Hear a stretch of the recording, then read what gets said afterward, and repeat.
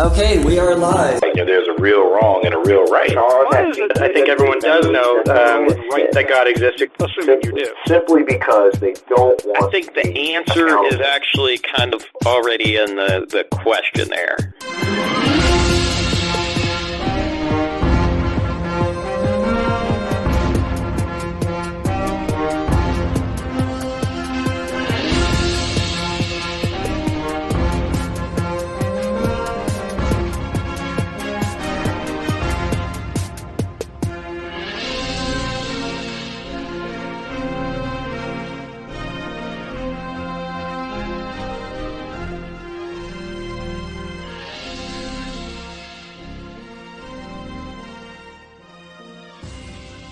We are the Mentionables.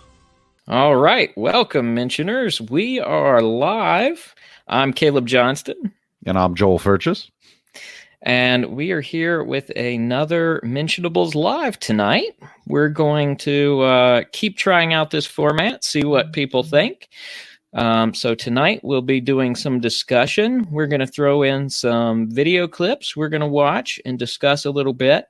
But as always, one of the primary features of the live show will be a Q&A. So if you have any questions, feel free to drop them in the chat, and we will be on the lookout for those. And either at the end of the broadcast or whenever we're in between segments, we will dive in and take your questions.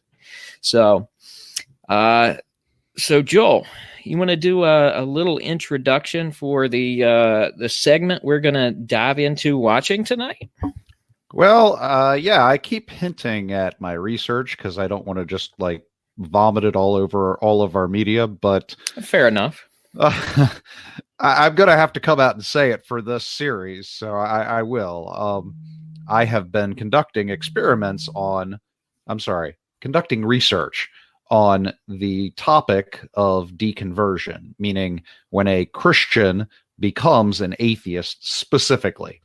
Obviously, deconversion can also refer to, moving between two religions, to sects of a religion, even if you just kind of stop going to church and, stop really caring, that kind of thing. I'm specifically looking at somebody who identifies as a Christian moving to the firm identification of atheist. So the reason that I chose this particular series of clips for this one individual is that he is practically the poster child for all of the trends that I'm seeing in my deconversion research. Okay. And what is kind of, and I know this is kind of a vague question, but to kind of continue giving the listeners an idea, what are some of your hopes and visions from this research? Well, I mean, the obvious application of the research would be to address this sort of crisis that we're seeing in the church of, losing members so quickly, especially the younger generation, just people walking away from the church, and the church attendance and the amount of self-identifying Christians reducing in society. Now, I'll be honest, I began pursuing this largely from just a interest, some sort of an academic interest. I really wanted to dissect the anatomy of deconversion and see what it looks like. Now, practically speaking, I've come out with a lot of concepts about what the church may be doing wrong that's leading to this kind of deconversion. And we'll discuss that a little bit as we go through these video clips. Now, I just want to make it clear, I am not talking about somebody who gets kind of bored with church and starts golfing on Sundays and just kind of loses interest and maybe says they're not sure about God, something like that. The reason that I'm not talking about that is that you don't have that kind of person broadcasting their story all over podcasts and blogs and YouTube and the internet everywhere. They don't have Wikipedia entries. The only thing I can study are the deconversions I have access to. And I'm limited in doing things like sending out surveys and so forth. So the only material I've been able to study are people who are actively broadcasting their deconversion stories on blogs, on podcasts, over YouTube. And that kind of person has a very specific profile regarding their deconversion. And that's the only one I can address right now, unless I can somehow research the people who just aren't really telling their story at all. Right. I mean, I know I hear a lot from atheists in general about, sometimes having to stay closeted after becoming an atheist because of their family or friends or whatever. So it'd be really hard to get those kind of impressions in your case studies as well, since it's somebody who may not even publicly express this yet. Yeah, and I mean, in the cases I've studied, they've talked about how difficult it is, quote, coming out. It's this sort of vernacular that has kind of slipped into our society at this point, is hiding your true identity versus revealing it. And this is apparently how it feels to them when they're part of a Christian community, they're involved in a church. Sometimes they're very involved. Sometimes people look up to them and, they've done some aspect of the ministry, music ministry or youth ministry or something like that. And people just kind of identify them as part of that church. And so transitioning away from that identity, who am I, if I'm not a Christian? And what is my social group if I'm not a Christian? So yeah, I could see how, and I've listened to enough of these to see how difficult it would be to, come out and identify as somebody who doesn't believe in God, because you are seen, you're the kind of guy that they're down talking on social media and, railing against in the pulpit and so forth. You're the enemy at this point. And how does one deal with that? That'd be really rough. It would feel an awful lot like, inadvertently ending up behind enemy lines in some way. Yeah, becoming the enemy. Right. And as a result, you start to see the church as your enemy, which is, a difficult current transition in and of itself. That's true. I mean, feel a lot of empathy for being in that situation. That's got to be difficult. Yeah, I agree, and apparently it is, because there's, from what I've heard, what I've listened to, what I'm reading, it's difficult. They say it outright. It's not easy. And I think, I did a preliminary review of these clips too, and I think towards the end we really get to a lot of the heart of that. Yeah. So, all right. Well, without further ado, we will dive in here and go ahead and run the introduction. Have to bear with me just a little bit. Still getting used to using this, but hopefully the sound will come across loud and clear on here. Jerry DeWitt is our speaker today. He became an atheist. Buffering. Yeah, this is a lot for your internet to handle, I imagine. After more than 25 years of Pentecostal ministry in his home state. I'm going to restart that just so everybody can get it all at once rather than kind of jumbled up here. All right. Hopefully it will play all the way through now. Jerry DeWitt is our speaker today. He became an atheist. Or not.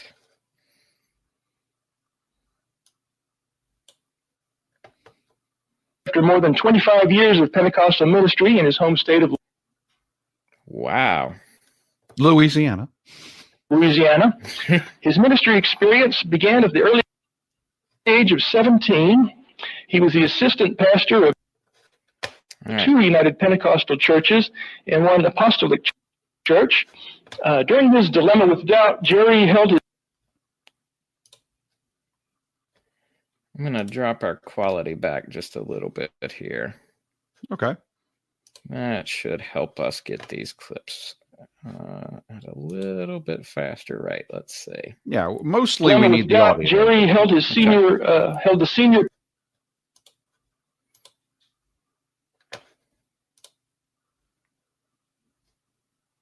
They were Held the senior pastorate of 2 congregations, one charismatic dominionist and the other non-denominational fundamentalist. Okay. Oh, all right. So Jerry DeWitt, I heard. Yep, Jerry DeWitt. Okay. And what he said there is that Jerry DeWitt was ministering for 25 years and that he was the minister of a Pentecostal church and that he held 2 pastorships at the time that he began to struggle with doubt. Now, I said this before, I'll say it again. Everything about this guy kind of hits all the bullet points of the typical pattern I'm seeing in these deconversion stories. Now, part of what led to this research was a series I did on atheists that became Christians. And I noticed some patterns in those. And so I liked that. And I did a case study and I developed on that. What I didn't expect is when I did the reverse, Christians that become atheists, the pattern is very pronounced, far more than it was atheists that become Christians. When I hear these stories, I can call before the person says it exactly what's going to happen in the story. And this guy exemplifies all of that stuff. So, wow. I mean, even in his bio there, I could lay out the story a little bit, but we'll talk about that as we see the rest of the clips, assuming we can. Right. I'm working on getting our next one going here, and it said in the clip, since we're a little broken up, it said he was United Pentecostal. Is that right? I know he was of a Pentecostal, might have been United. Off the top of my head, I don't remember. Okay. And again, while I'm loading this up here and making sure we get this rolling, do you have any idea, like, how long he was involved with the church?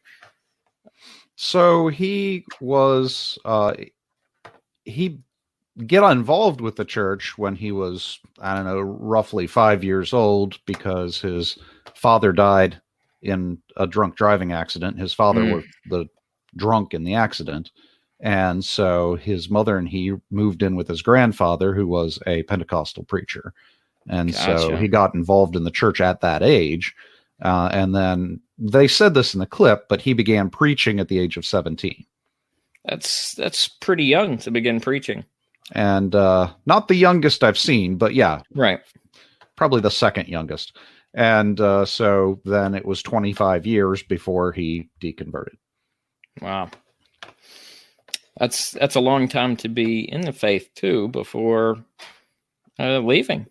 Well, long time. He was preaching for 25 years, assuming he was in the faith from 5 years old. Then we're talking about, 30 years. Right. All right. Hopefully this is working. I'm trying to test it a little bit before I bring it up live here. All right. I think I've got it good now. So let me share this with everybody.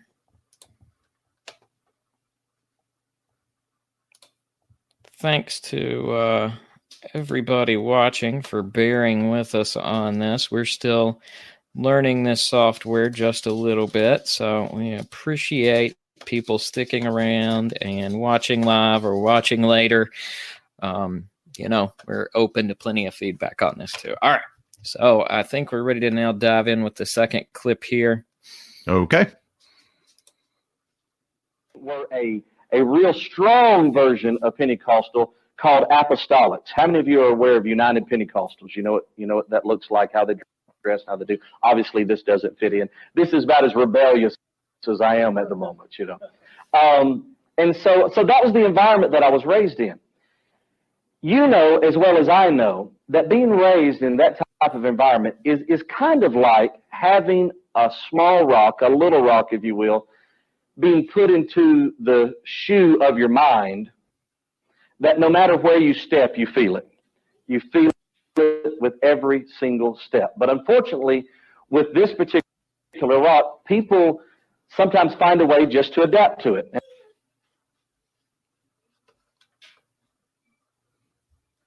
And they just consider it to be natural, regardless of the type of psychological Should have sent you just the audio. Yeah. I'm not sure why it's struggling so much. I did want to. I'll pause for a minute here, but one thing I find interesting is that he's referring to things as being like a stone in your shoe, which is interesting analogy. It's one that I use rather frequently in some situations when in the reverse. right, as being a good thing. I don't necessarily think a stone in your shoe or a thought that is kind of stuck there that you can't get rid of for some reason is necessarily a bad thing, particularly if it's something that is urging you towards finding out what's true. I would kind of think that stone in your shoe would be a good thing personally. I always want to have more truth in my life. Yeah, I mean, the stone in the shoe analogy is frequently used by Greg Kokel, who recently came out with an updated version of his book Tactics. Highly recommended. But this is, a concept, and I've heard you use it in this respect as well, this idea that he's not seeking to convert the person he's talking to right there on the spot. What he'd like to do is give them something to think about. Right. And that's what he means by a stone in the shoe. He's hoping it's a thought that will kind of tease at the back of their mind, and they'll be able to return to that and think about it, and that might lead them in a direction that's positive. So that's his analogy of the stone in the shoe. For Jerry DeWitt here, I think his analogy of the stone in the shoe is more like, you ever get an eyelash in your eye? Yeah, that's not fun at all. Right. He's talking about a constant irritant that you can't get rid of. You always feel it no matter what you do. This is the analogy he's making. So it's not this kind of teasing at the back of your mind that you might want to develop. Instead, it's this irritant that you can't get rid of. You can't think or act without this sort of constant irritation in the back of your mind, guiding your thoughts. So yeah, using the same analogy, but in a different sense. Yeah, definitely get that eyelash vibe from it. Yeah.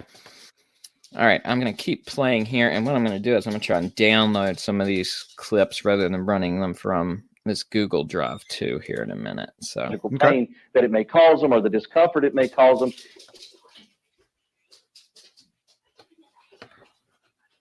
If you decide, I think because it is with you every step of the way throughout your life, if you've been raised religious, you just think that's the way it is, that all mental shoes come with a rock in them.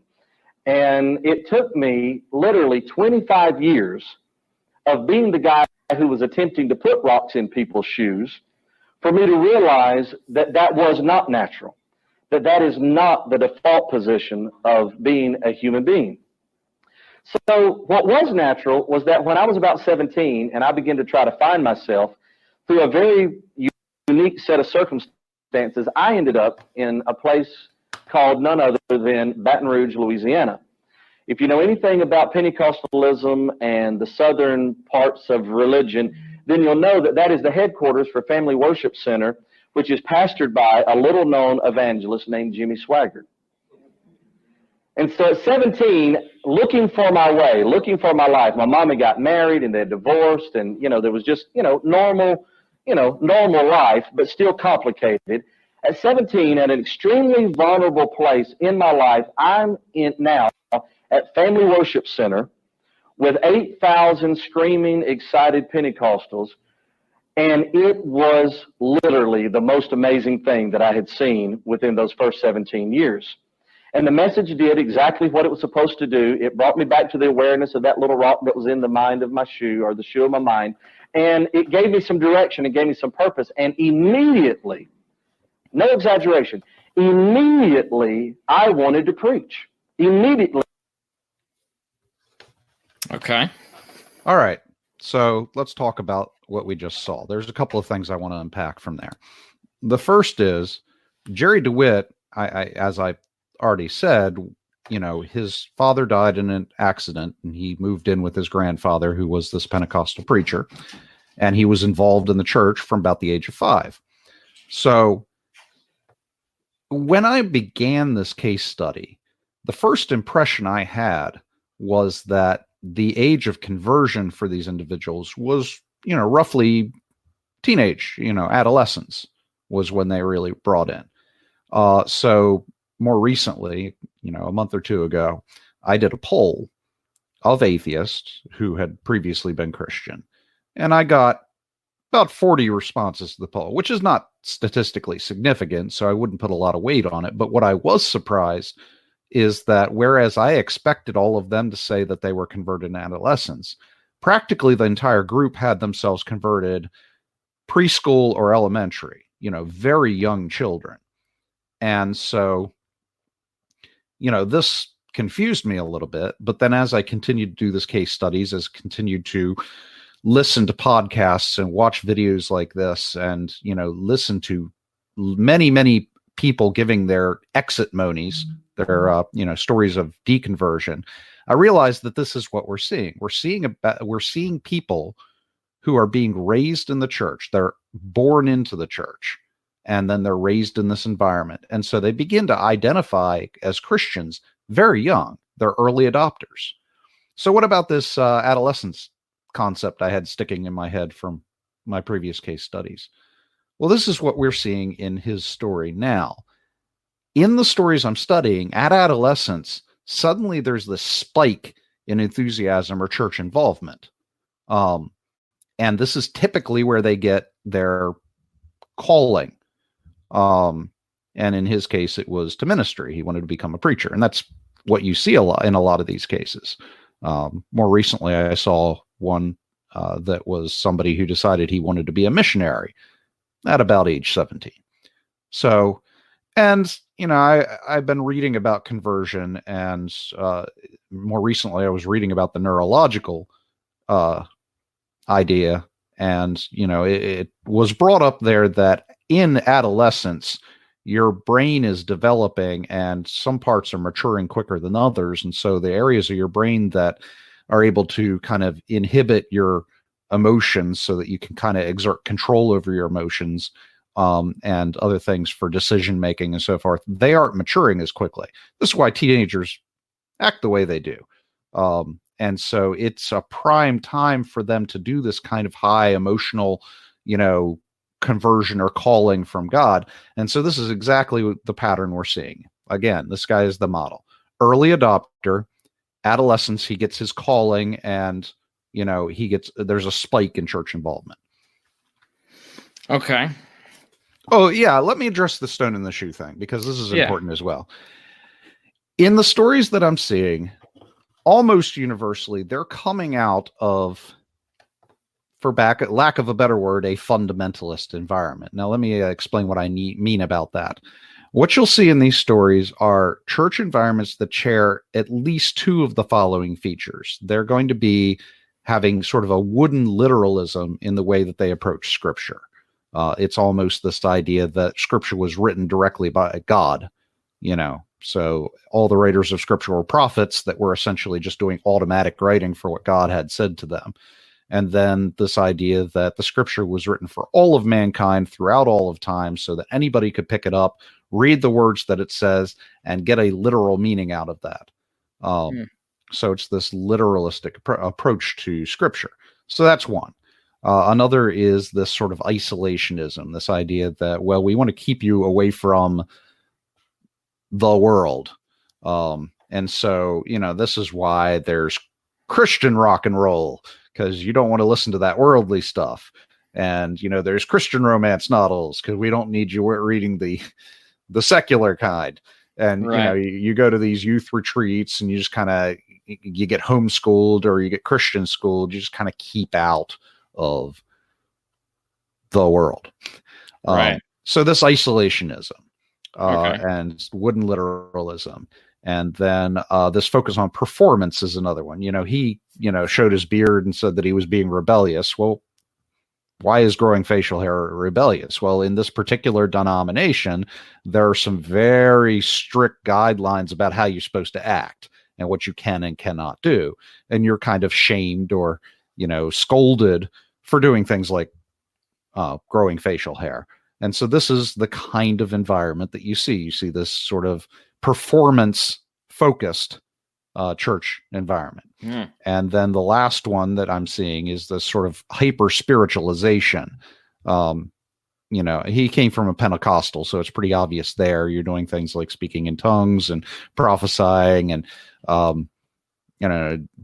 doing exorcisms and faith healing and all of these things. This is a hyper focus on spirituality. But even if you're not coming from a Pentecostal environment, there's always this idea that there's a demon behind every corner. So, if you lose your job, you have a spirit of poverty on you, and let's get that out of you. And, it's just like Satan is responsible for every bad thing that happens directly. And so, all right, so that's it. You got wooden literalism, you got isolationism, you've got hyper spiritualization, and you've got performance. And that's kind of the environment he's coming from. He hits all the bullet points. And I think, side note, you were talking about, this wooden literalism and this isolationism, which, with the isolationism, it's something we would see very similar with cults as well, is a type of isolationism. But I think it's one of those things that Christianity has struggled with, particularly over the last 200 years of technological advancement.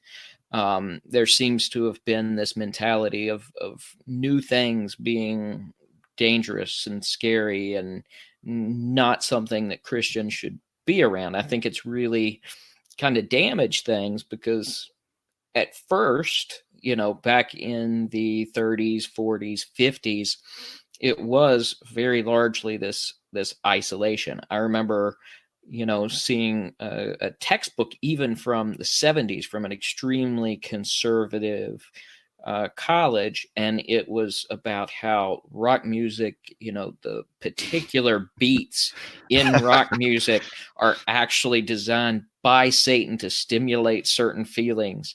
And, it was definitely this us versus them kind of mentality towards just advancements, changes, different things. Mm-hmm.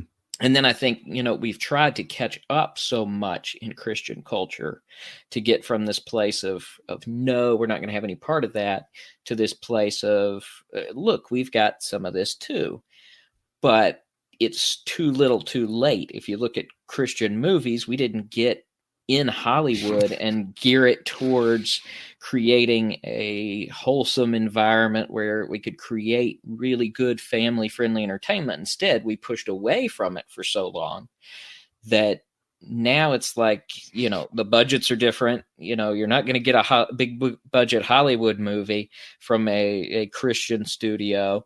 And it's very much trying to play catch up in a game that, we're 30, 40, 50 years behind on at this point. And, that's especially when that's something that's contributing to situations like this. That's kind of sad when it's something that didn't have to be. If Christians had been more open about taking charge of some of these things versus just staying away from them.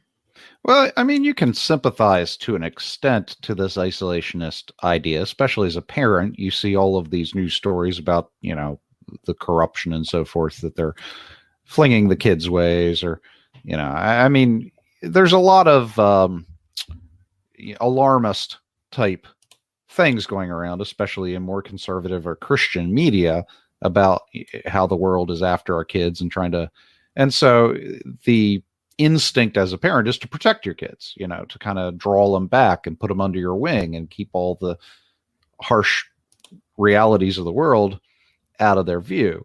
And so isolationism is just kind of a natural human response to bad things, but it hurts our churches because in so doing, when our kids actually get out from under the wing and get exposed to all of this stuff, they don't know how to take it. Right. And that's dangerous in and of itself. If you're not prepared to deal with something, you're going to struggle because you're going to have to find your own way to deal with it if you haven't been equipped for it. Yep. All right, I'm going to try this a different way. We're going to see. This should run a little smoother. The question is, will the audio come across? So if there's any problems with it, just throw up your hand and I'll go back to the old way, Joel. All right.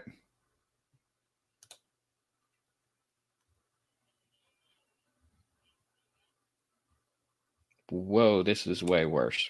All right. Well, if you want to fiddle with the technical stuff in the background and you want me to, kill airtime, I can do that.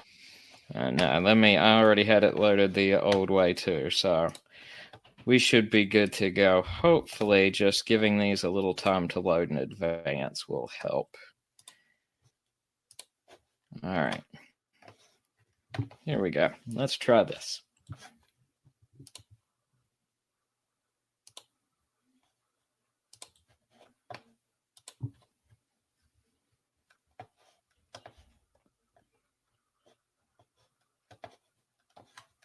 Very, very unfortunately, I'm afraid.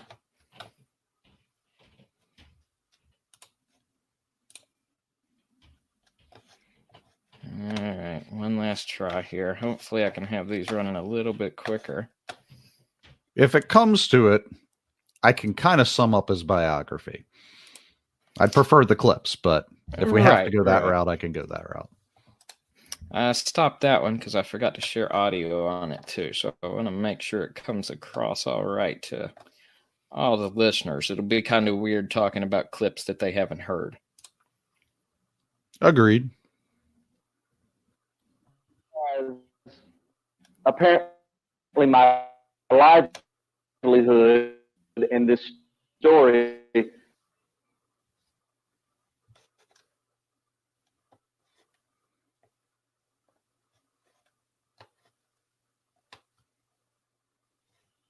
turned out best.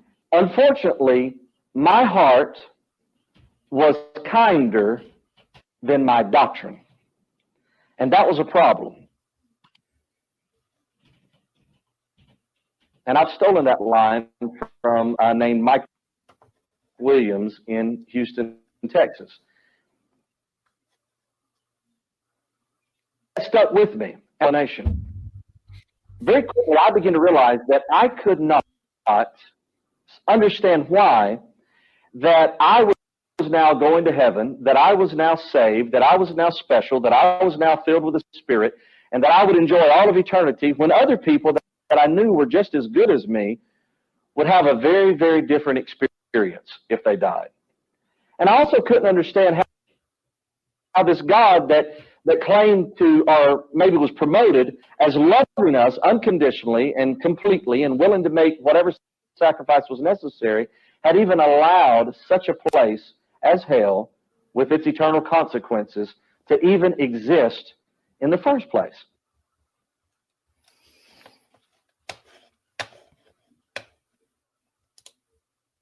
Okay. So I've got, we'll call it 6 stages of the anatomy of deconversion. The first is the environment, which we've already talked about, that they're coming out of. So you see this early adoption, hyper involvement at adolescence, and this sort of fundamentalist background that I've talked about. All right, so that's stage 1. Stage 2 is a stressor. Now, a stressor is any kind of, large change in their life or, loss of a loved one, marital problems, you name it. There's going to be some kind of stressor in their life somewhere involved in the deconversion process. Okay. Yeah, I mean, this guy, he lost his dad, his mother divorced and remarried and divorced again. And, so there were stressors in his life. But what I want to talk about in this clip is the next step, which is what I call a trigger. The trigger is a specific objection that gives the person permission to begin questioning and exploring the things that they believe. And in every exit-mony, every one of these stories that I've studied or heard, there is always a specific objection brought up by the person that I call the trigger. So for him, obviously, the trigger was the doctrine of hell. How could perfectly fine people end up being punished eternally by God? This was a sticking point for him. And so he brings that up specifically because that's his trigger in his story. So he is currently at stage 3. Okay. So stage 1 is background. Stage 2 is stressor. Stage 3 is trigger. And that's where he's sitting right now. Okay.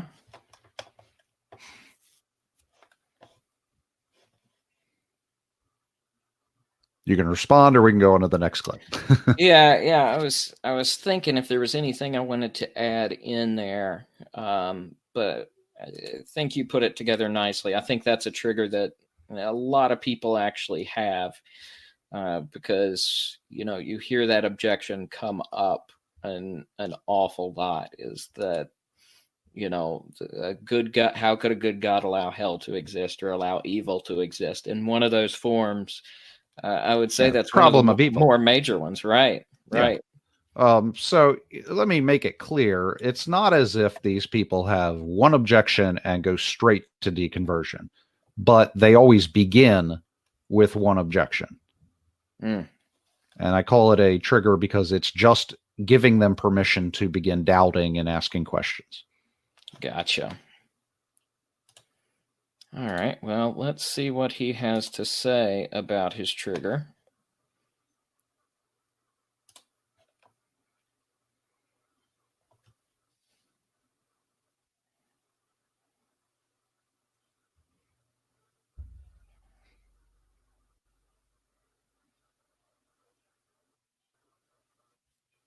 Not hearing anything. Oh, nothing, huh? Oh, boy. Now I fixed the video issue, and now the sound is giving us trouble. That's lovely. All right. Between the two, got let's get the sound. Getting used to new software, I probably just forgot to hit the button. It's got to be my fault. Human error. ID10T error. Some of y'all will get that later. Solid reference. And I actually had to go to places like this and try to talk to people older and smarter than me. And I began to see that there was a lot of other ways to interpret the Bible and a lot of other ideas out there about hell and salvation and all these things. All right. You hear everything that time? Yep.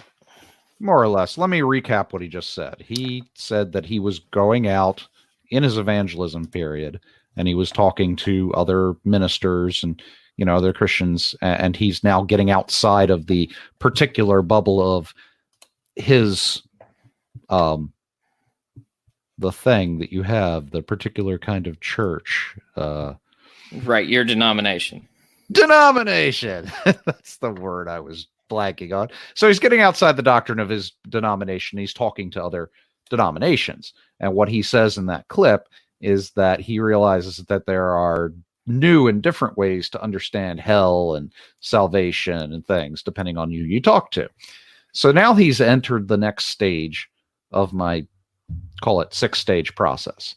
After the trigger, you go through your period of doubt and asking questions. And then you go through one of 2 processes. One process I call tinkering. Now, tinkering is a period during which you're trying to rescue your faith, your belief. And when I say rescue, I mean you're getting hit by all these doubts and questions, starting with the trigger and then continuing on. And so for each one of these doubts and questions that come up, you adjust your doctrine. You look elsewhere.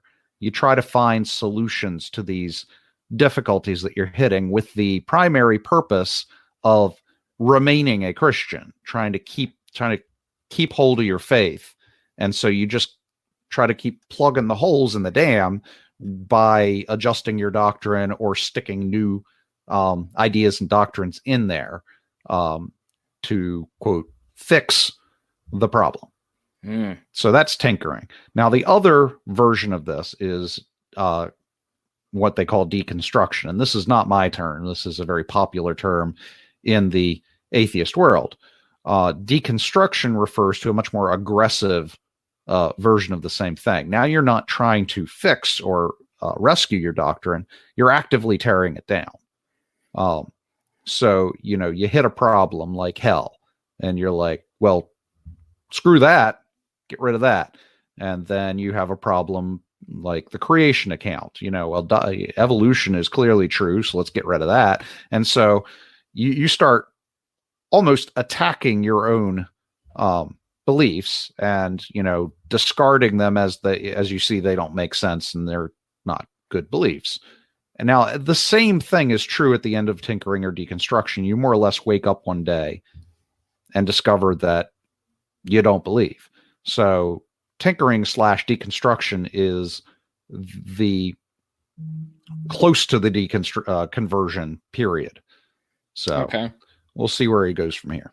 Okay, so what to kind of recap this for the listeners a little bit too, and to make sure I'm understanding you right here. So in this particular case, tinkering would be him finding out that different denominations have different views, and so he's taking his problem of hell and he's maybe looking at it through a different denomination's lens to try and see if he has something that can maybe reconcile it a little bit for him. So problem of hell, for example, maybe he picks up on something like annihilationism where there is no eternal conscious torment in someone's view, and kind of pulls a belief like that in. Mm-hmm. Whereas with the deconstruction, he would just say, oh, well, I'm just going to have to pull that out and remove that from my belief system entirely, and kind of disregard some of other beliefs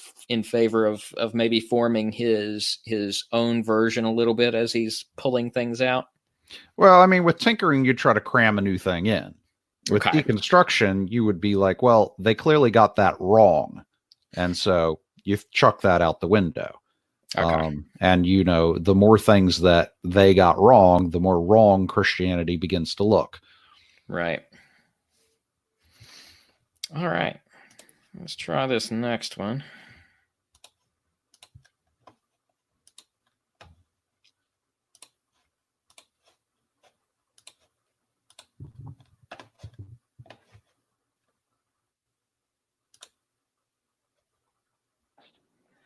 Well, it didn't take too many years until I had some very serious problems in my doctrine. And I was looking for all kinds of help. I still believed in the supernatural for years. I still believed that Jesus was very real, and that all of a sudden I began to get into these ideas, these modes of thought, modes of Christianity that, well, what we really need is just the Jesus who talks about feeding the poor and loving your neighbors yourself and all of those good things.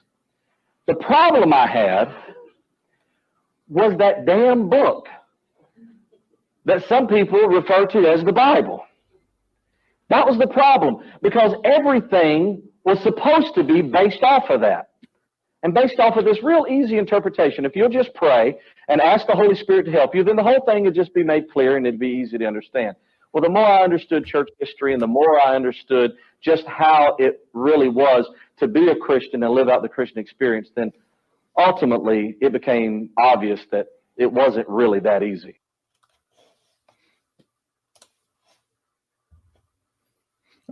Okay, so I described this phase to you already. Right. You kind of see what he's doing here. So based on my description, what do you think? Is that more of a tinkering or a deconstruction? It sounds like he was definitely doing more tinkering, because he was noticing all these problems with his beliefs. He was seeing them kind of pile up. And then it almost had a transition to a deconstruction, in that eventually he realizes that, okay, the Bible's got to entirely go for me to have a belief I'm comfortable with anymore. Mm-hmm. So it seemed to almost transition to the other one very, very late in the process. Now, here is what I find. Well, with both tinkering and deconstruction, more so with tinkering, though, because with deconstruction, you kind of go from 0 to deconverted in a relatively short period of time. with tinkering, I've noticed that you kind of, again, with all of these cases, they start from, towards the right version, they kind of extremist in the fundamentalist area. And you tend to shift left as you tinker. And so what we see with a lot of these is that in order to fix all these problems with doctrine, you tend to kind of go towards a very liberal, progressive version of Christianity. So yeah, and we definitely seem to see some of that in the video when he's talking about, I just wanted the Jesus who was feeding the poor and curing the sick, and just kind of wanted that happy-go-lucky piece left without any of the rest of it. Right. And that's, it's typical because, like we said, one of the big objections is this problem of evil. And so, you don't want to view God as being the contributor to the problem of evil. So, you have to adjust and get a very happy, grandfatherly Mr. Rogers kind of God to get around the problem of evil. Now, another example of tinkering that comes to my mind is Bart Ehrman. And I think we're more or less familiar with his story, that he comes from this extremely fundamentalist, wooden, literalist view of the Bible. And then he goes to seminary and, he starts working through the scholarship of the Bible, and he runs into a historical error. And then his professor says, well, maybe Mark just got that part wrong. And to his fundamentalist, wooden literalist, God wrote the Bible and he preserved it over time. This idea that there have been changes and errors in the Bible just did not jive with him. So what does he do? He tinkers. He starts going liberal in his views. He wants to maintain the Christianity, but compensate for all of these problems he has with the scholarship of the Bible. Well, with Bart Ehrman, what he ended up doing was ran into the problem of evil, and that's when he deconverted. But his slide went from hyper-fundamentalist to hyper-liberal until he dropped it entirely because problem of evil. So that's interesting, and I think that if your case studies in this area really hold, so we can extrapolate that a little bit. And I think, based on some of my assumptions and views from what I've seen, research-wise, it looks like it probably would, that we've seen that same kind of trend in general culture over the last 30 years, where we've seen this trend towards a much more progressive Christianity. And then, now we're seeing the rise of the nuns as people are moving entirely out. So as a religion itself, at some level, there's a degree of tinkering going on, and we're seeing the results of that at some point now, I think.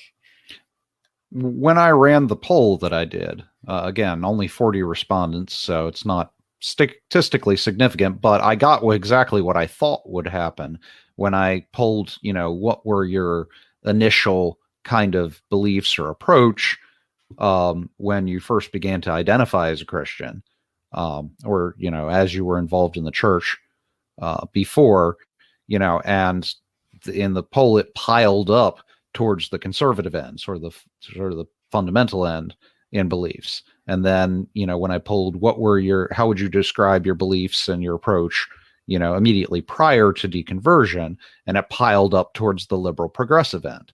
So that trend of progress is consistent pretty much in all of the case studies that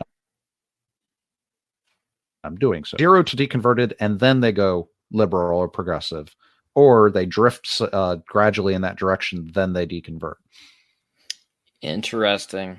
I'll throw this out. That makes me very worried for some of my friends. All right, let me load up this next clip. Well, just because every deconversion does that, it doesn't mean that everyone who does that will get deconverted. Right. Of course. I agree with you there. I don't think that's always the case, but in general, even in discussing beliefs with people. Some of the ones I've talked with who have more progressive Christian views, they tend to drift further from even some of those core elements of Christianity. They view it as a little more gray area than something that's say black and white. So instead of holding fast to at least, certain core mere Christianity truths, they seem to even hold that in a little bit more of a gray area versus, someone on the more conservative side who would see it as heresy to even say that that's a gray area. Mm-hmm. Yeah. And I've actually seen some of these atheists say they still attend like a mainline progressive denomination church or a Unitarian type church just because they enjoy the community, and they can agree with most of the thing the pastor is saying from the pulpit, even if they don't buy into the God stuff. Right. All right, here we go. Clip 6.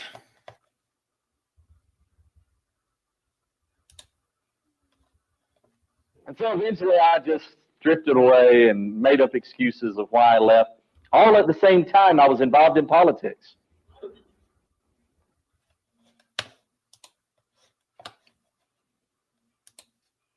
All right. That sounds like a pretty big mistake.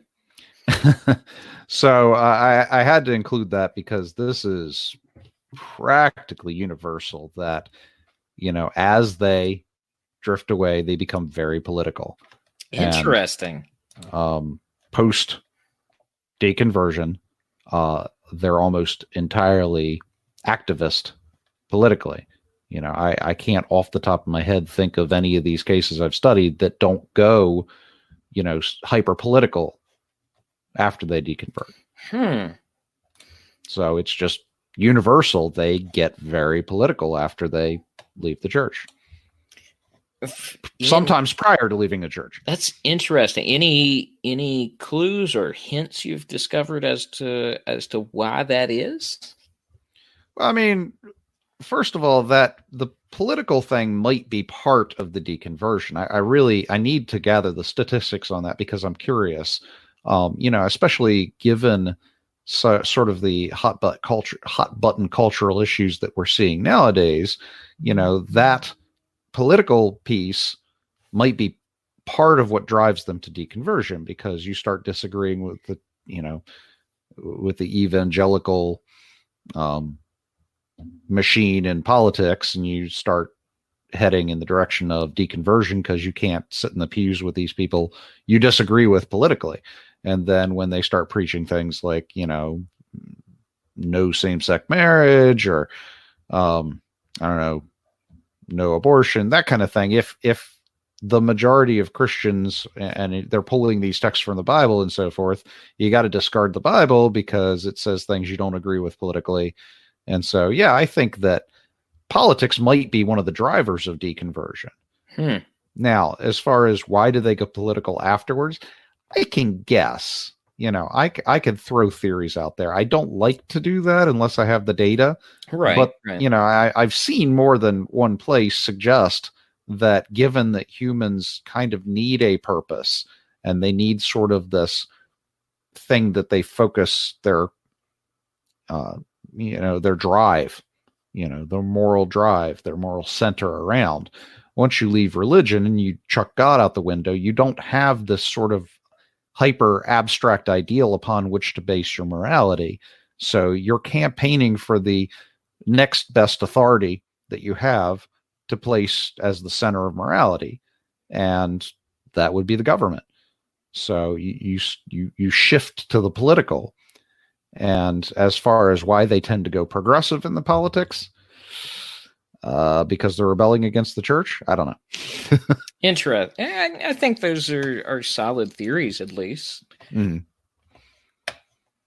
Yeah, but to anybody watching or listening, that is not at my official statement. Right. Could be, couldn't be. I don't know.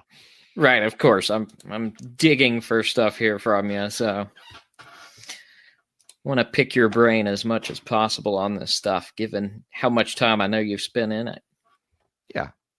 Well, I mean, 100% of these deconversion shows, like podcasts and things that I listen to, spend most of their time talking about politics. It's about 50% politics, 50% religion. And they can connect the two because, the evangelical political machine is seen as, evangelicalism and right wing, they're the same thing. They're identical unto each other. Right. In certain people's minds. And so, when they're talking about politics in their mind, they're talking about religion. So. Yeah. And I think, culturally, we see a lot of that too, especially, the last 30, 40 years. You see this intertwining of a way that is not necessarily a good thing in terms of evangelicalism grasping onto, a given political structure versus, holding to a view, regardless of which side of the spectrum it is. And that's a challenge that has lots of good arguments one way or another as to why maybe you should do that or shouldn't do that. But I don't know that there are a whole lot of voices speaking up and at least pointing out that there's something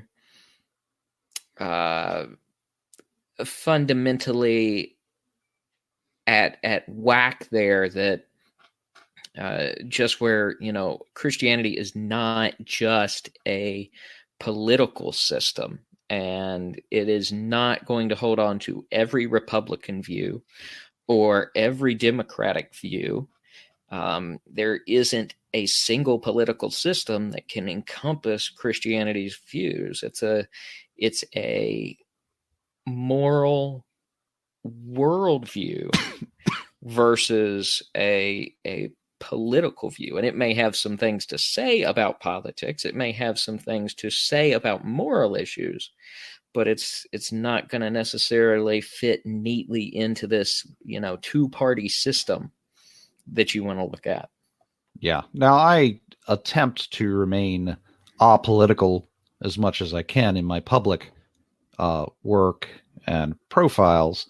Now, I do have political opinions, obviously. Right. And I do vote and so forth. But there's a number of reasons I try to remain apolitical. First of all, it doesn't help in apologetics. You take a political position in apologetics, and suddenly it's a political argument for the remainder of your public period. Right. That becomes the only thing anybody's interested in talking to you about. So it's kind of a line in the sand that I'm not interested in drawing. I'm interested in talking about the religious end rather than the political end. The second is that I have not informed myself enough about political issues that I feel comfortable, taking a stand and defending a particular issue. That's more Clinton's territory. Right. And I would largely side with you there. I think that for me, one of the only values politics has, if you will, in a lot of, aside from being important for the governing of our country and that sort of thing, but from a public standpoint, one of the only kind of values it holds for me in discussing views is if I can utilize that piece of a conversation to begin a discussion about a moral issue that is significantly important, or that I really do want to hear someone's opinion on, and take that conversation from the political to the moral or philosophical. And that has a lot more value to me than any particular political argument. I don't side with defending a lot. I'll defend an issue perhaps, but I don't really like to defend persons, especially if I don't know them well personally.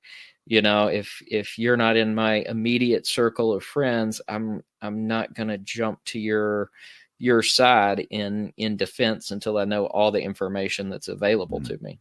Yeah, I mean, and there's a very active atheist that sort of accosted me on social media, and he campaigns. He's a devangelist, and he just friends as many Christians as he can, and then tries to be obnoxious enough to deconvert them at some point. Doesn't seem like a great tactic to me, but hey. But his entire motivation, and he makes this very public, is to shift the political nature and discourse in the country. He figures if he can deconvert enough evangelicals, he can swing the country back around to more progressive politics, which is what he would prefer. So his entire motivation for atheism and for discussing, doing obnoxious atheist things is political. His entire. That's interesting. I don't know why someone would want to do that to themselves, but yeah. But he's probably not the only one that has that particular point of view. You had to get that from somebody. Yeah. All right, we'll dive into our next clip. Yep.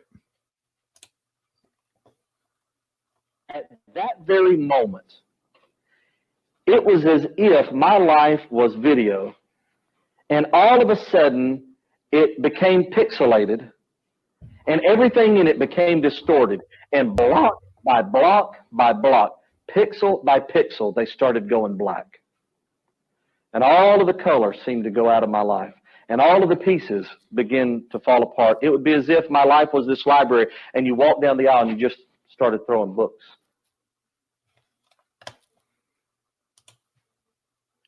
Whew. I take it that this is that moment you spoke about in the deconversion. So at this point, he's already deconverted. He's been kind of faking it till he making it as a pastor. He's kind of remained in the church. He doesn't really believe anymore, but it's his profession. So he just kind of preaches the happy-go-lucky, love your neighbor kind of thing, because that's where he is, morally at this point. He just wants everybody to get along and be happy and have equal rights and so forth. So he's just kind of trying to push his church in those directions without, letting on that he doesn't believe anymore.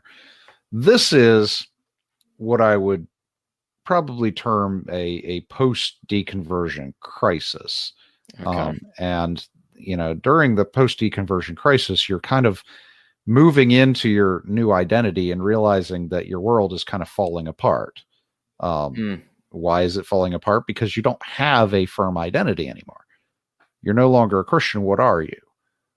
Now, the post-deconversion crisis is not something that I had originally included in my model, but it's something that's coming up so often as I interact with these exit monies that I have to deal with, because when I studied, I was kind of studying up to the point where they wake up, they're deconverted, and then I drop it and I go on to the next one, because that's kind of the stage I wanted to leave up to. But when I listen or watch or read these things, they don't stop there. They talk about their life after.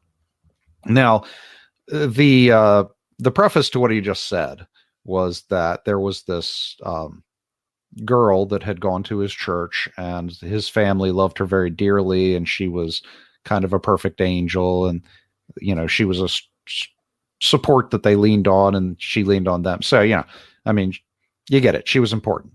So she calls him up one night, and her brother died in a car accident or something. So this is just fresh in her mind. Something really terrible had happened to her, and she's calling her pastor for comfort.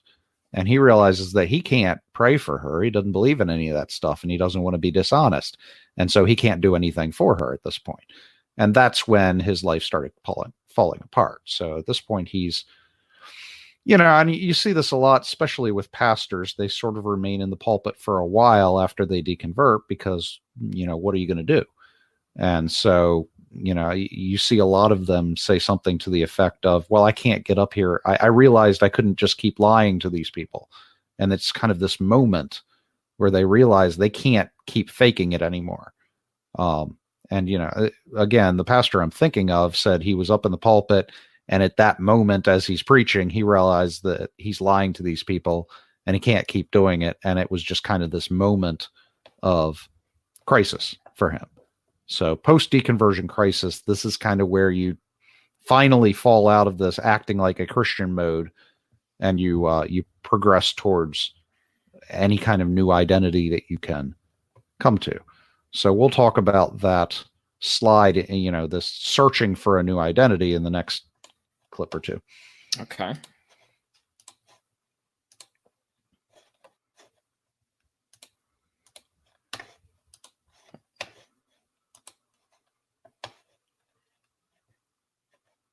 Let me.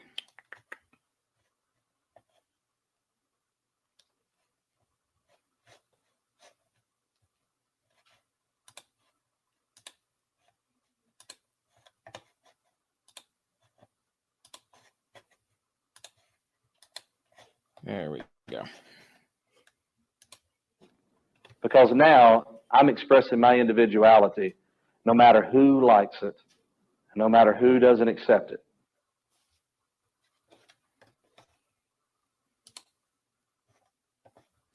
Okay.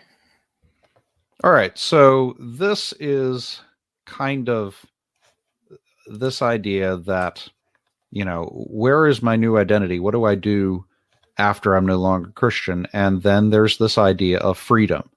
Finally, you're out of this performance-based system where you're required to, not grow a beard, and you can't cuss, you can't smoke, you can't drink, you can't watch pornography. All of these temptations that you have, the things you want to do, you've been struggling not to do because, if you do, you're condemned to hellfire, or, you get shamed by the church, or you've got to confess at confession, or, all of this kind of performance-based notion. Suddenly you're free from all of that. And so, and you see this with atheists. They'll express it that religion is oppressive. Atheism is freeing. The thing that always comes to my mind when I see this, and I see it a lot, is the movie Paul, which is about this alien that, gets picked up by a couple of, stoners in a van, and he's got, alien powers like mind meld and so forth. And at some point in the movie, they end up with this girl that was raised by her hyper fundamentalist father in a trailer park or something. And then the alien mind melds with her and shows her that the universe is, 13 quintillion years old, or whatever the current thing is. It's not billion, is it? 13 billion? Yeah, 13.5 billion. Okay, thank you. 13.5 billion years old, and that evolution happened. And so he shows her this, and suddenly she deconverts, and then immediately she starts, smoking weed and cussing as often as she can, and drinking and coming on to the guys so that she can have, sex and so forth. This idea, now I'm free. And that's exactly what he's saying. Now I'm going to be me and express myself in any way I want to. And I see this especially in these podcast shows where they interview people about their exit moonies. And I follow 2 of these now. These post-Christians, these deconverts, they cuss up a storm, man. They are some of the most profane people you'll run into. Now, why do they do that? They do it because they can. They don't have to restrain themselves. This is something they have access to now, and it's kind of liberating. It's freeing. They can finally, do this thing they could never do before, and it's an act of rebellion and an act of freedom. And, we on the podcast, we've talked about how there's sort of this elation or this, kind of hormonal release when you curse that sort of is a stress releaser. So they get high on that too, So yeah, this idea that he said he can finally express himself. He can be me. He doesn't have to restrain. And this is, you hit that post-deconversion crisis, and then you realize you're free to do anything you want. And I imagine with him being in a leadership role within the church, this was probably something that was even maybe a little bit stronger than you would see it manifested in, a typical non-leadatorial believer, and that I'm assuming he was probably either in his own mind or by the other leadership he was involved with, held to an even higher standard than they would be looking at in your typical believer. Yeah, I mean, I'm not real familiar with his denomination, but it sounds like it. He's talking about facial hair being rebellious, so it sounds like it's pretty, I don't know, restrictive. And so, yeah, I mean, and as pastor, he's got to model this before. He can't just get up there and break the rules that he's trying to enforce on everyone else. He talks about being the guy putting stones in other people's shoes. Right. So clearly he's living up to some kind of standard. And, now he doesn't have to do that anymore. He can be free. I don't know if I've got it in the clips here, but he does end up divorcing his wife. And this is something you see almost universally in these cases, divorce. I have to keep a record of that as I'm tracking the cases, because divorce rates in the U.S. are about 50%, something like that. And so as I do these case studies, if about 50% of them are getting divorced, then you can't really say there's higher rates of divorce because of this. If divorce rates are about the same, I have to control for that. But you see a lot of it. Interesting.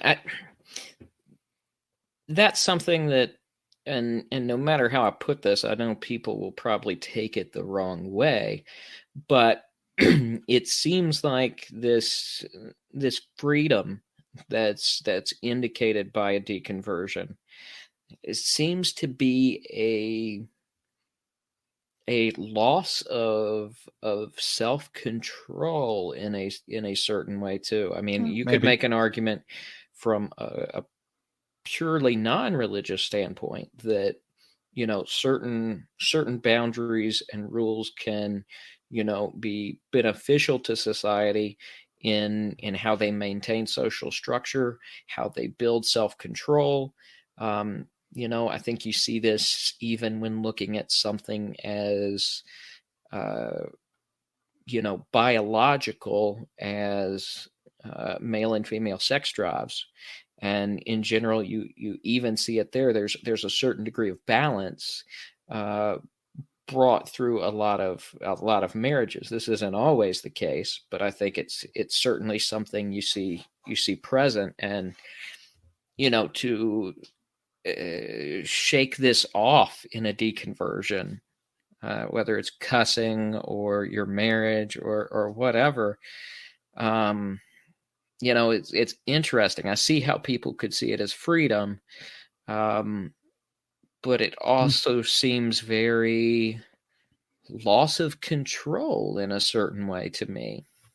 Well, in terms of the divorce, I mean, there's a number of different things you might be seeing here. The divorce might be the crisis. The stressor. Right. Right. And I've seen this, relational difficulties become the stressor that leads to the trigger that leads, so that might be it.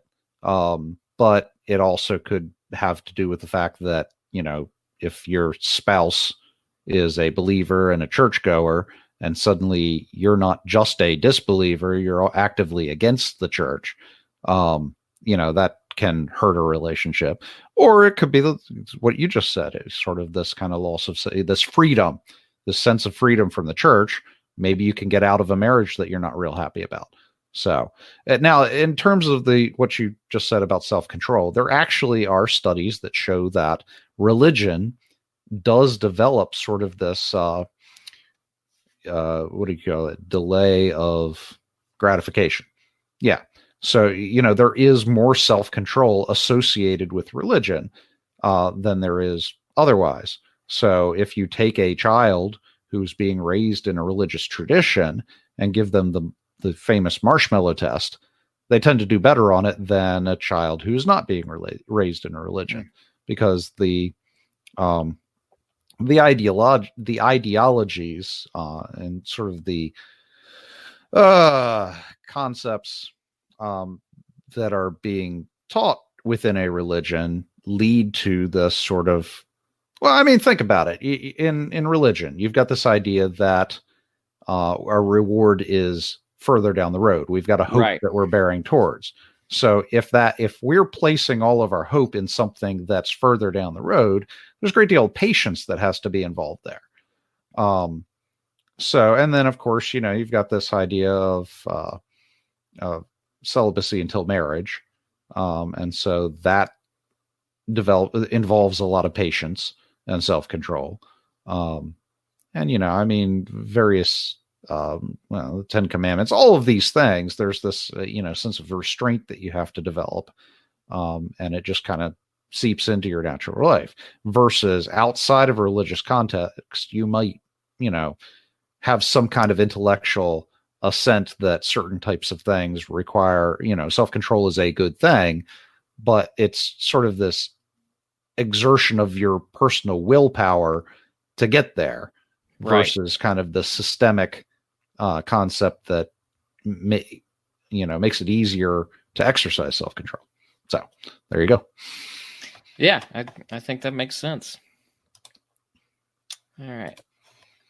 Let's see. We got 2 of these left. Yep.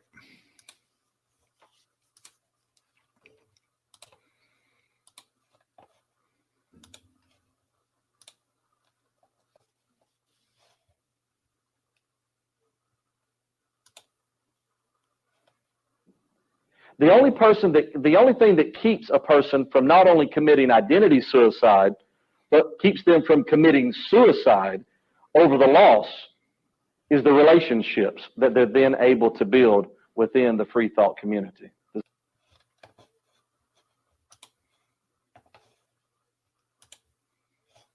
I thought this was a very, very sad clip in a lot of ways. A very honest one, but very sad. Well, if you trace the pattern that we've been seeing, you see a person who's raised within the church. This is their environment from youth. B, they get very involved in the church. At adolescence, they feel this calling, and then they're involved. They're preaching, they're, missionarying, they're in music ministry, youth ministry, something. They're very involved in the church. This is their community. And, especially if their church has this sort of isolationism, this is the only community they've got. And then suddenly they're no longer in that community, and community is important. Religious or not, it's human nature to seek out some kind of community. Maybe you have a large family and that's your community. Maybe you have a social group, maybe you've got a role-playing group or a sports team, or, you go out to the bar you go clubbing. Some kind of community is required. And so it's especially difficult for a deconvert who's coming from a Christian community that is their primary community. They have to find something to replace that. They've just lost family, friends, everybody that was important to them. Not necessarily, it's not necessarily that they abandoned their friends and their friends abandoned them, but the thing that they had in common, the thing that was keeping them friends, and the types of activities that they were doing together, all that's gone. It's out the window.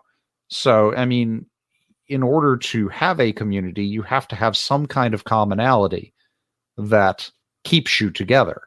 And if you lose that commonality, in this case, religion, they don't know who you are anymore. You're like the drinking buddy who doesn't drink, Right. You've gone sober. And so you go out to the bar and what are you going to do?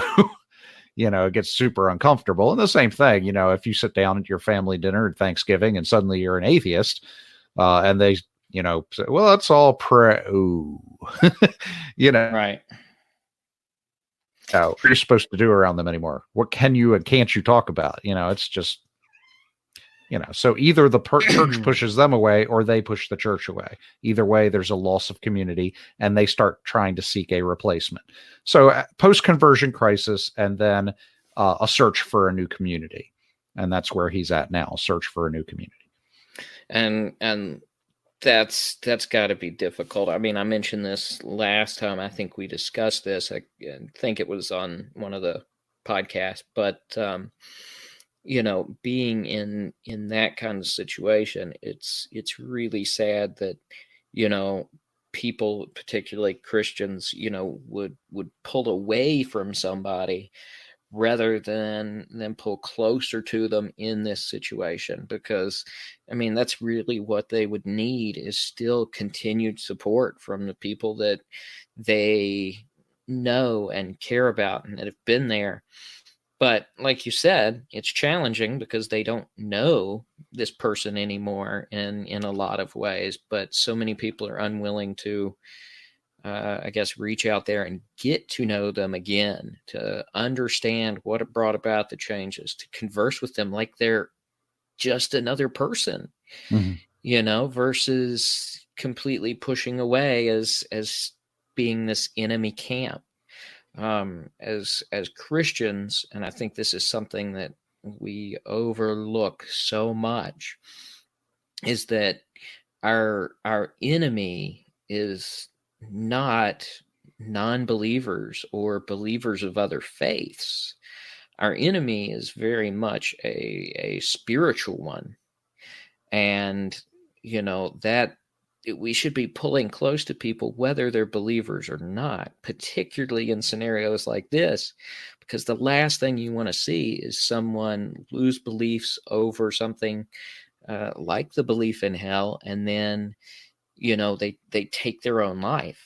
That is absolutely tragic. And the fact that so many of us are not equipped to draw closer to these people when this happens is really sad. And if nothing else comes out of this research, to even bring one or two people along with you to see that how important this is, that could make a tremendous difference in people's lives, because everybody counts. Everybody's important because we're made in God's image, and non-believers are not the enemy.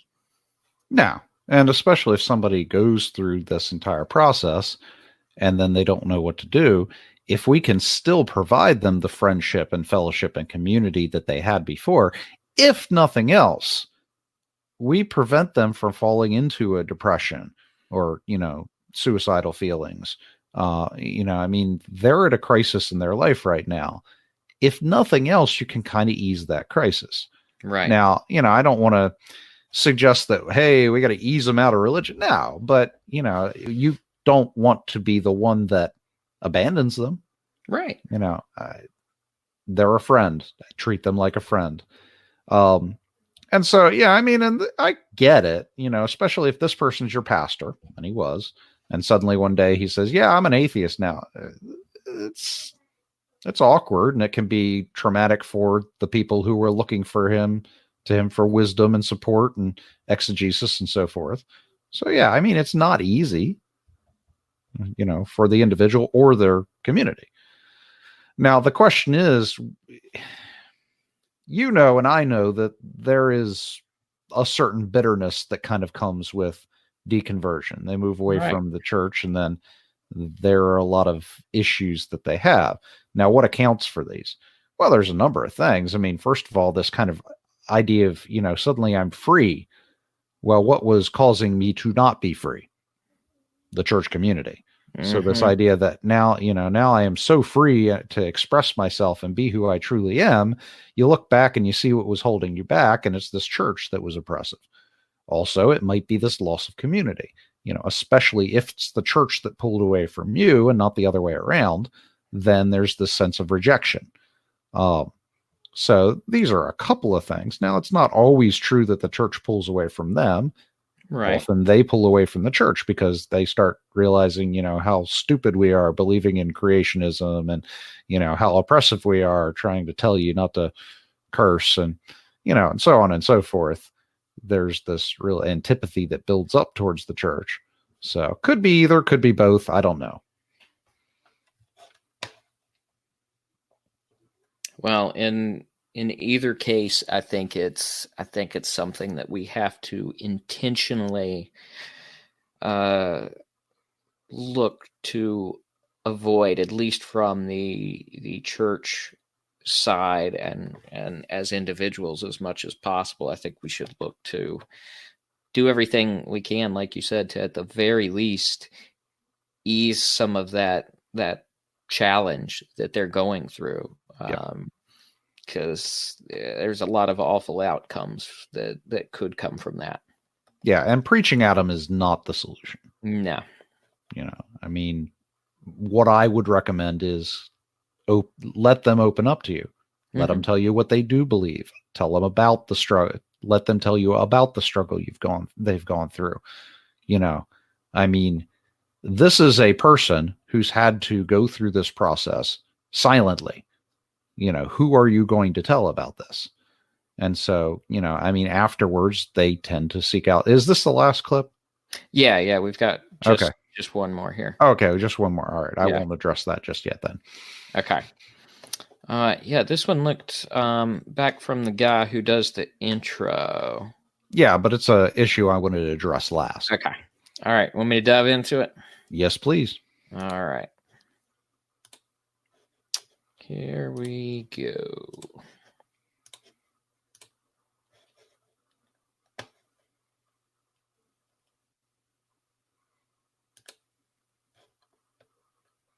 Jerry holds the distinction of being the first graduate of and spokesman for the Clergy Project.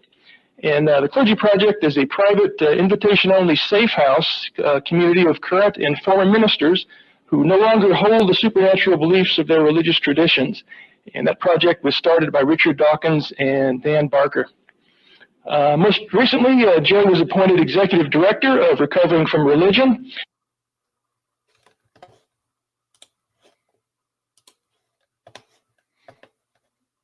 Okay, so a couple of things that I want to talk about here. First of all, when you are a pastor of two churches or, an evangelist, a music ministry, something like that, you're a kind of person who's very involved. You're kind of an A-type personality. You're out there and you're committed.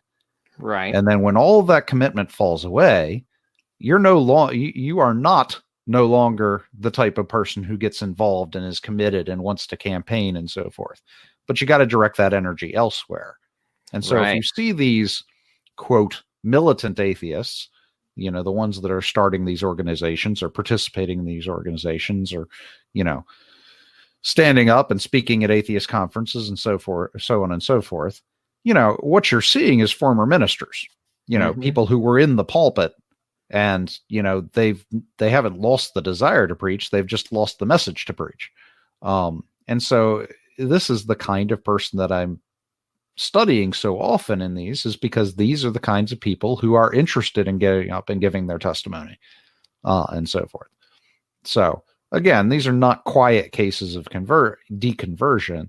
They're very outspoken, influential people who don't cease to be outspoken once they deconvert. And so this guy is no exception. He got involved in atheist organizations almost from the get-go, because after that kind of post-conversion crisis we saw, he's sitting there saying, what can I do? So he immediately locates an atheist and the organization they belong to, calls him up and gets involved right away.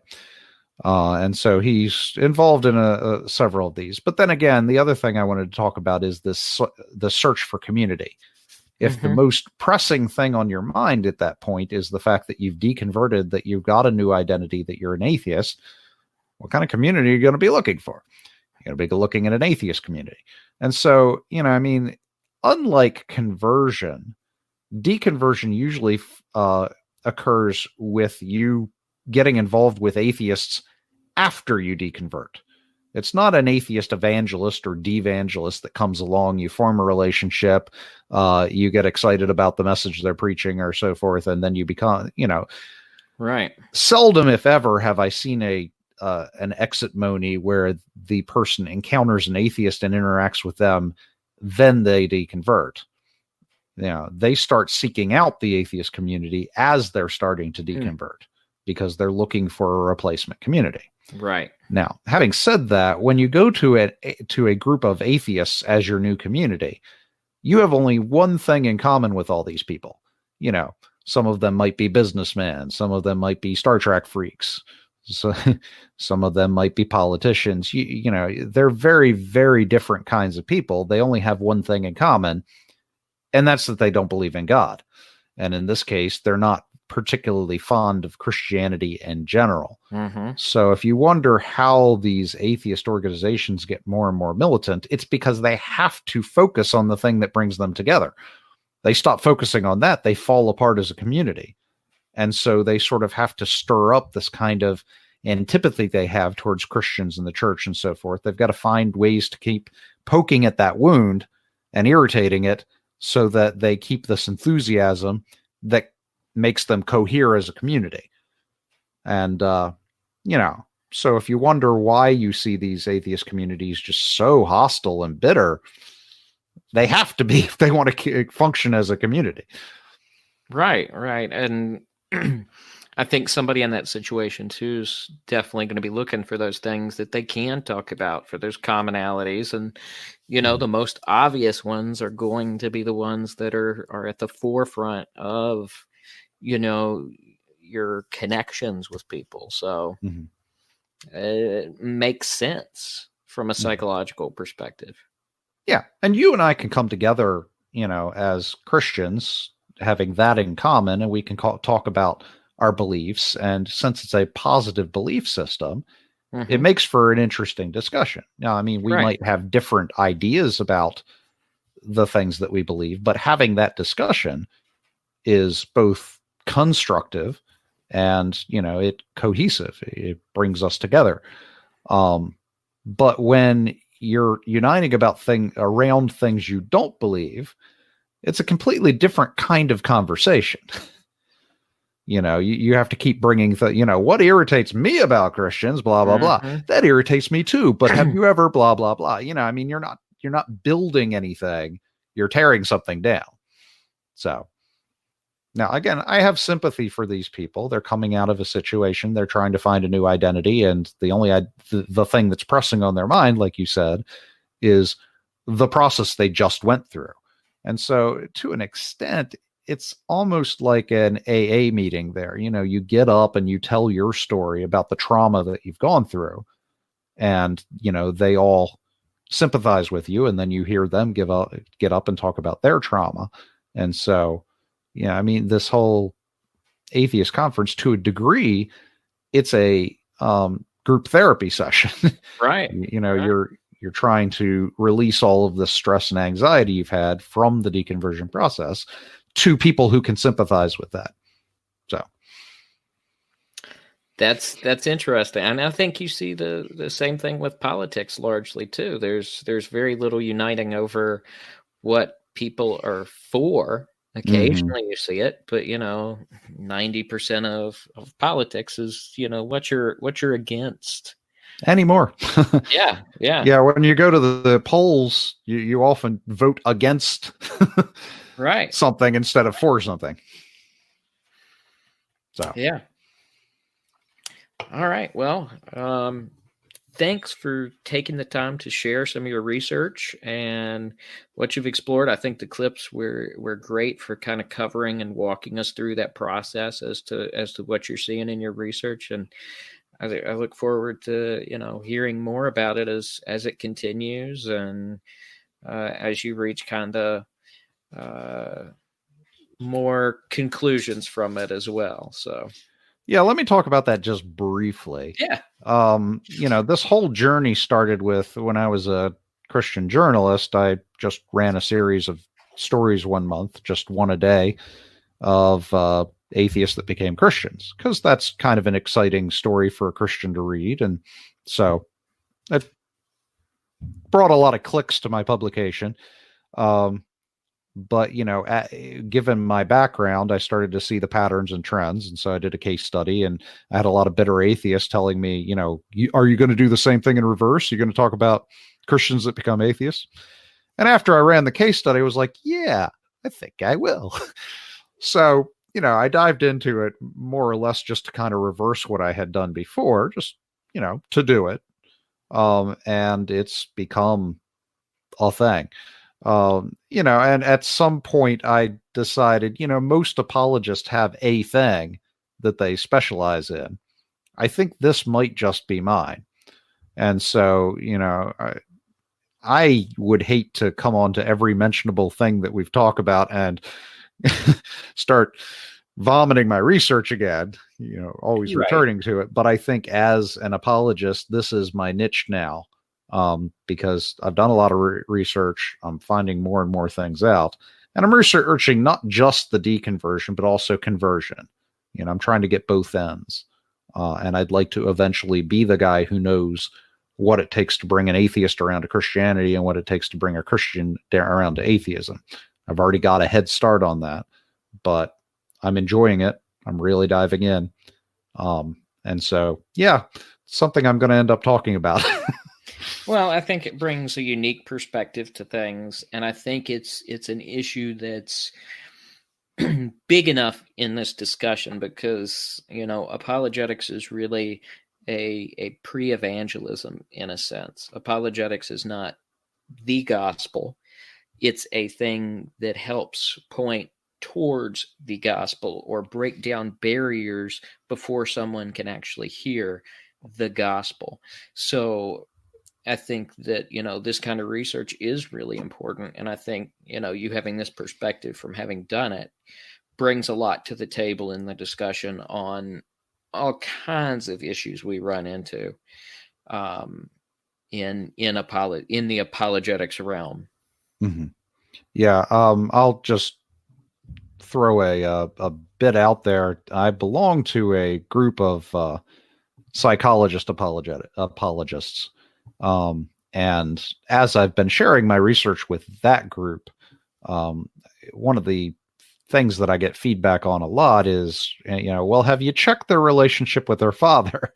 And apparently there's a strong sentiment, possibly backed by some research. Apparently there's a book or two out there that suggests that difficult relationships or lack of relationship with a father tends to be one of the trends you see in people that end up as atheists. Now, it's not something that I was noticing off the bat as I've been doing my research, but it's something you see in his case. His dad was a preacher's kid and he started, abusing alcohol and eventually died in a DUI.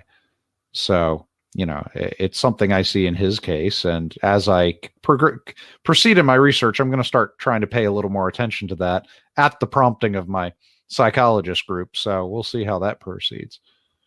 Yeah, I can't remember offhand the resource, but Faith of the Fatherless. Okay, that definitely sounds like it. I know I've heard that mentioned before. Yeah, I might have to look it up and read it at some point as part of my research, but yeah. All right. Well, unless there are any questions that come in, I don't see that we've had any questions this broadcast. So nope, I've been looking. So hopefully people who do tune in and watch this after the fact, be on the lookout for the next one. We're trying to do these streams a little more regularly. And so be on the lookout. We'd love to have some live Q&A to get into and handle questions live on the air here. So thanks for watching. Hope you've enjoyed, and hope everyone has a wonderful evening or morning or whatever time of day you may be watching this.